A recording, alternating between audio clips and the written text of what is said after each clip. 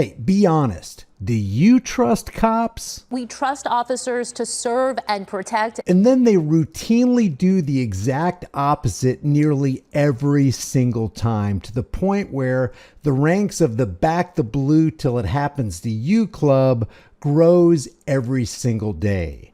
Meet the newest member, and let's take a listen to what he has to say. What do you expect the next time, for me to call the police? I won't do that no more. In my lifetime. Who's coming with me? This recent video coming out of Mesa, Arizona has just a little bit of everything we always talk about on this channel. You got a man who's calling the cops, and then he becomes a suspect and then a victim of police abuse. We've got incompetent ponytail cops who have no business out there exerting their authority, especially over men. We've got mainstream media who won't call out the gross abuse of power and the elephant in the room. And we've got a life ruined with a simple call for help from a dude who's in dire straits and desperate need to get his daughter back. Check this out. A man who called police for help to get his young daughter back ended up on the ground in handcuffs. Video of this encounter from earlier this month has been circulating on social media, and the man filed a complaint about the officers involved. New at 10, ABC 15 investigator Melissa Blasius is taking a closer look. Look at the female. I've now been able to view both the police body cam video and the witness video that you're about to see. But first, the background. The man, Darnay Cockrell, called 911 on August 6th after he says his ex showed up at his apartment and left with their young daughter without permission. Several minutes into the call, police, without explaining why, start handcuffing Darnay Cockrell. Here, just put my hands, man. I'm not going on the ground here. Here, just put my hands. Would you stop? Please, would you stop? Cockrell says he was trying to comply with officers putting his hands behind his back, and despite saying he recently had shoulder surgery and bad knees, he says the officers try to trip him and force him down. It makes me feel less than a person, you know, like, I mean, what do you expect the next time, for me to call the police? I won't do that no more. Back the blue till it happens to you. Let's look at one more time at this attempted takedown by two people on one dude. And you notice the guy's like, hey, I'll comply. You don't have to get me down to the ground. Look, I'm putting my hands behind my back. Go ahead, and if you feel like you need to put the cuffs on, go ahead, but I got bad knees. The cops don't do any investigation. They don't care. They lack compassion. Watch this again. Handcuffing Darnay. Especially watch, well, it's both of them are incompetent.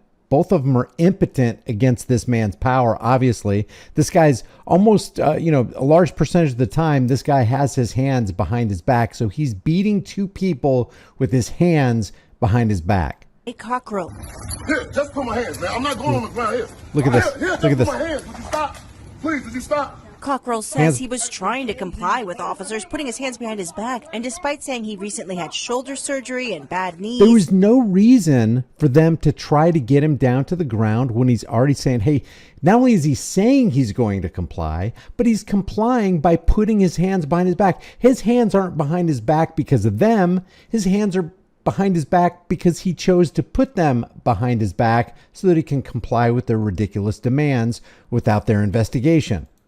He says the officers try to trip him and force him down. It makes me feel less than a person, you know, like, I mean, what do you expect the next time, for me to call the police? I won't do that no more. Amen. In my lifetime, I won't call the police, and because it seemed like calling the police, you become a suspect, and if he need more training, then he shouldn't have been on the streets from the beginning. Neither of them should be.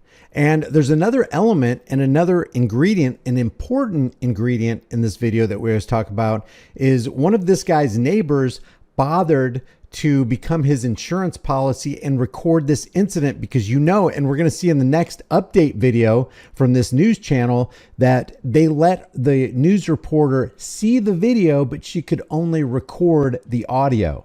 So if you want audio, if you want to be assured, don't take comfort in the fact that that body cam red light is blinking. Take comfort in the fact that there's somebody that cares about you and cares about your well-being and wants to expose the cops that's doing their separate independent recording. That's what you need. Mesa police tell us when this video was taken, Cockrell had already been told that officers had found both his daughter and the mother. Wow. They say at no time was Cockrell under arrest, and he was released a few minutes later. We're told at no time was Cochran under arrest, but we got our fellow boys in blue, girl, ponytail in blue, trying to force him to the ground against his will. First officer was recently, but he's not under arrest. Out of the academy, and he had been on patrol for just 2 months. Mesa officials say neither officer violated policy, but both will receive additional training. This isn't a violation of policy when you got a guy saying, hey, just don't take me down. I'll comply with you. I'll put my hands behind my back and you'll achieve the same results, but I got bad knees. That's according to police department policy. You've got to be freaking kidding me. They sanction the use of this kind of force against somebody's will who's in compliant mode? So why was Cockrell detained at all? Mesa police say he was highly emotional, which is understandable, but he wasn't following directions, they say, which spiked concern for officer safety. Cockrell says since the video went public, he was laid off from his job. He does, however, have his daughter back. Oh, good. He's got his daughter back, but now he doesn't have a job, so now he can't support his daughter and provide for her needs because of the Mesa Police Department. Here is a follow-up on that same story. Audio from Mesa Police body-worn cameras released to Fox 10 this afternoon involving an officer and a 911 caller whose daughter was kidnapped. The father was the one to call police and then was detained by 2 officers within minutes. Fox 10's Lindsay Regis broke this story on Thursday, and she joins us live now with more tonight. Lindsay. Yeah, Mark, last week we shared video taken by a neighbor. What we saw today from Mesa Police was the very first interaction the 911 caller had with the police officer through his body-worn camera. I was allowed to view the video, but could only record the audio. Well, there's transparency for you. Good job, Mesa Police Department. Hey, yeah, we're out with her. We're out with her. Relax. Stay here. Hey, relax. Yeah, sit down. Tonight we are hearing more of Darnay Cockrell's first interaction with a Mesa police officer after he called 911 to report his ex kidnapped his 4-year-old daughter. The audio is from the male officer's body-worn camera when he first saw Cockrell coming down the stairs. And I was running down the stairs. The officer was coming this way, and he was about right here. And when I was coming down, I jumped past him about right here, and I said, hey, my baby mom, she went this way. Last week, we showed you this viral video shot by a neighbor of Cockrell being detained by 2 Mesa police officers. Good job, neighbor. That's the way you do it. You got a portable courtroom and a portable judge in your pocket so that you can show the judge and the courtroom, the jurors, exactly what happened, and you don't have to take the lying police department's word for it. Just after 6 a.m. on August 6. Cockrell tells the officer he won't sit down and that he has bad knees. He's telling me to get on the ground. I'm telling him I'm not getting on the I don't feel I should have been getting on the ground when I'm the parent that's calling and my kid is been taken. Tell me where am I going, man? I want to know where my kid at. We're out with your kid. I don't see her. Yes, because she's in the intersection. So calm down a little. About 5 minutes later, another officer arrives and detains Cockrell. I'm right here, my head like This is just so ridiculous. They was like, you brought this on yourself. And they grabbed me and pulled me off my car. There's another element that we always talk about. The victim blaming. Oh, the only reason you're on the ground right now is because of you. It's not because of us. You made us do that. You made us abuse our power against you. Handcuffs were taken off Cockrell. His daughter was returned and his ex was arrested and booked in jail for disorderly conduct under the domestic violence law. Went from being a person that called to a person that you're trying to lock up. Yep. Cockrell tells us he lost his job after the video went viral on social media. A GoFundMe has been set up for him to help cover food and rent. And we have the latest statement from the Mesa Police Department on our website, fox10phoenix.com. Oh, man, they should have read it. While we are in Mesa, let's take a look at this.